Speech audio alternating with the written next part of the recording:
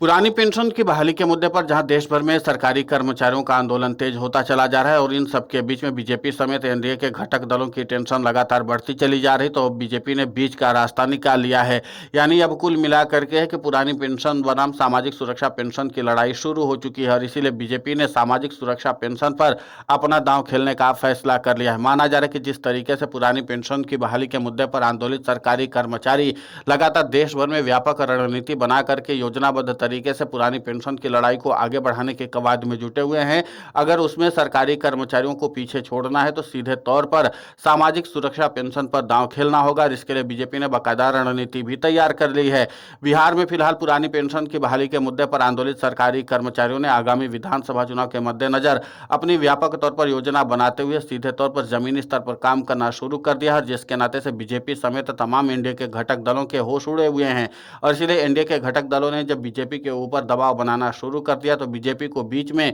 मजबूरन रास्ता निकालना ही पड़ गया कि आखिर किस तरीके से पुरानी पेंशन की बहाली के मुद्दे पर आंदोलित सरकारी कर्मचारियों के मूवमेंट को रोका जाए। तो बीजेपी ने सामाजिक सुरक्षा पेंशन पर दांव खेल दिया और इसका मुहरा बनाया नीतीश कुमार को। मुख्यमंत्री नीतीश कुमार के जरिए एक बार फिर से सामाजिक सुरक्षा पेंशन को बढ़ाने की न सिर्फ सिफारिश की बल्कि उसको और भी ज्यादा प्रमोट करने की कवायद भी तेज कर दी और इसके लिए प्रचार प्रसार भी तेज कर दिया है। यानी बिहार में दोबारा सरकार बनती है तो फिर जाहिर सी बात है कि सामाजिक सुरक्षा पेंशन को और भी ज्यादा बढ़ा दिया जाएगा। फिलहाल सामाजिक सुरक्षा पेंशन की राशि को फिर तत्काल प्रभाव से आगे बढ़ा दिया गया है और इसी के नाते से पुरानी पेंशन की बहाली के मुद्दे पर आंदोलित सरकारी कर्मचारियों के लिए भी चुनौती बढ़ चुकी है। लेकिन इतना तय माना जा रहा है कि जिस तरीके से बीजेपी ने बीच का विकल्प निकाल लिया उसके नाते से पुरानी पेंशन की बहाली के मुद्दे पर आंदोलित सरकारी कर्मचारियों को अपने मूवमेंट को और भी ज्यादा तेज करने की जरूरत है, क्योंकि बीजेपी कई बार लाडली बहन योजना के जरिए भी पुरानी पेंशन की बहाली के मुद्दे पर आंदोलित सरकारी कर्मचारियों को मात दे चुकी है। मध्य प्रदेश हो या छत्तीसगढ़ या फिर राजस्थान, यहाँ पर लाडली बहना योजना के जरिए ही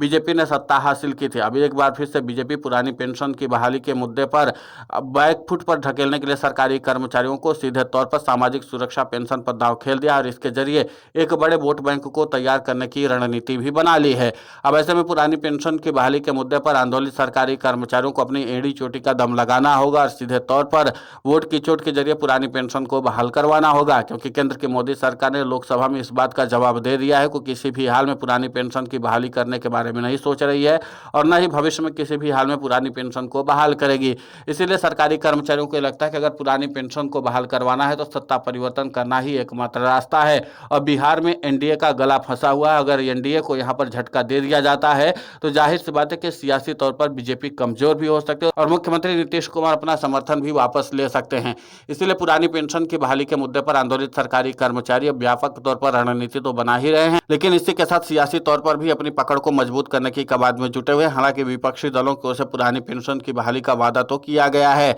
आपको बता दें कि फिर वो चाहे आरजेडी हो या कांग्रेस, दोनों ही पार्टियां लगातार पुरानी पेंशन की बहाली की सिफारिश तो कर रही थी, लेकिन जो सरकारी कर्मचारियों को इस बात की चिंता सता रही कि जब से राहुल गांधी और तेजस्वी यादव मिलकर के वोटर अधिकार यात्रा निकाले तब से पुरानी पेंशन की बहाली के मुद्दे पर उन्होंने चुप्पी साध रखी है। हालांकि पुरानी पेंशन की बहाली के मुद्दे को लेकर के उसकी ताकत को अच्छे से राहुल गांधी भी समझते हैं और तेजस्वी यादव भी समझते हैं, लेकिन इसके बावजूद उन्होंने वोटर अधिकार यात्रा में पुरानी पेंशन की बहाली के मुद्दे पर कोई चर्चा नहीं की है। अब इसी के नाते से पटना में पुरानी पेंशन की बहाली के मुद्दे पर आंदोलित सरकारी कर्मचारियों के प्रतिनिधि जो है वो राहुल गांधी और तेजस्वी यादव से मुलाकात करके इस बात को क्लियर करना चाहेंगे कि क्या आप पुरानी पेंशन की बहाली का विचार रखते हैं और अगर पुरानी पेंशन की बहाली का विचार रखते हैं तो हमें खुले तौर पर आश्वासन दीजिए और इसको चुनावी मैनिफेस्टो में भी शामिल करिए, जिस तरीके से हमने मध्य प्रदेश, छत्तीसगढ़ और राजस्थान में किया था। यहाँ पर आपको बता दें कि पुरानी पेंशन की बहाली के मुद्दे पर कांग्रेस ने बड़ा दांव खेला था और हालांकि यहाँ पर कांग्रेस को सफलता नहीं मिली थी। तीनों ही राज्यों में कांग्रेस को हार का सामना करना पड़ा था। आपको बता दें कि छत्तीसगढ़ और राजस्थान में तो कांग्रेस की सत्ता थी लेकिन सत्ता वापसी नहीं कर पाई थी, लेकिन लाडली बहना योजना के तहत वोट बैंक को मैनेज करने में कांग्रेस थोड़ा पीछे रह गई और जिसके नाते से पुरानी पेंशन की बहाली के मुद्दे पर आंदोलित सरकारी कर्मचारियों का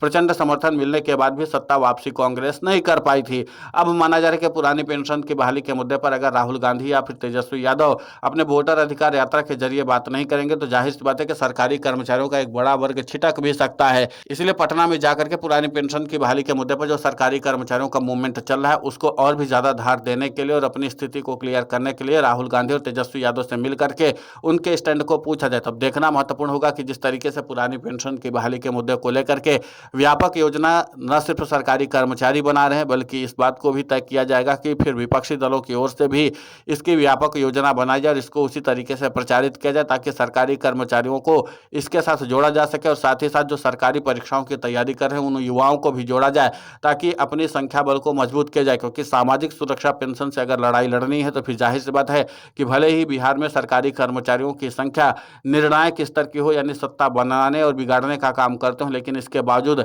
सबसे बड़ी चुनौती यह है कि इतनी तादाद नहीं कि सत्ता परिवर्तन अकेले दम पर कर पाएंगे। और अगर बिहार में एनडीए को पटखनी दे रही है तो फिर जाहिर सी बात है कि पुरानी पेंशन की बहाली के मुद्दे पर आंदोलित सरकारी कर्मचारी और सरकारी नौकरी की तैयारी कर रहे युवाओं को भी अपने साथ अगर जोड़ लिया जाए तो फिर जाहिर सी बात है कि एनडीए को पटखनी दी जा सकती है, क्योंकि सामाजिक सुरक्षा पेंशन से लड़ाई लड़ना इतना भी आसान नहीं है। फिलहाल इस पूरे घटनाक्रम को लेकर के आपकी प्रतिक्रिया बहुत महत्वपूर्ण होती है, आप हमें कमेंट करके जरूर बताएं। साथ ही पुरानी पेंशन की बहाली के मुद्दे पर हम लगातार आंदोलित होकर के खबरें चला रहे हैं। आप हमारे समर्थन के लिए चैनल को सब्सक्राइब करें, खबर को ज़्यादा से ज़्यादा शेयर करें ताकि पुरानी पेंशन की बहाली का मुद्दा और बुलंद हो।